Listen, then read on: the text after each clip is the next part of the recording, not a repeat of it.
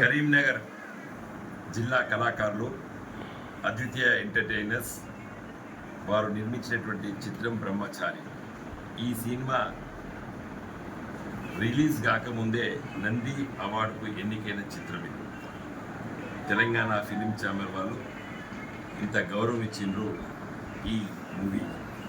మరి ప్రొడ్యూసర్గా ఉన్నటువంటి పి రాంభూపాల్ రెడ్డి గారు ఈ సినిమాను నిర్మించడం జరిగింది.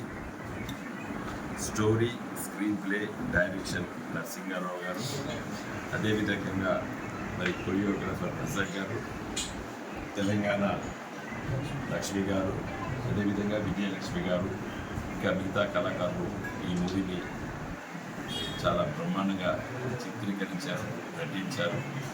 ఈ మూవీకి ఇంత గొప్ప వైభవము రిలీజ్ కాకముందే రావడం అంటే మరి నంది అవార్డు ఎవరైతే ఆ జ్యూరీ ఉంటుందో ఆ జ్యూరీ సభ్యులకి నేను కృతజ్ఞత తెలియజేస్తున్నాను.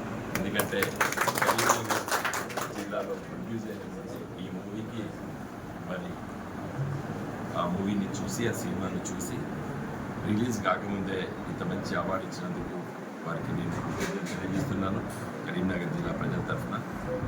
ఈ మూవీ కాన్సెప్ట్ గురించి నేను అడిగి తెలుసుకున్నాను.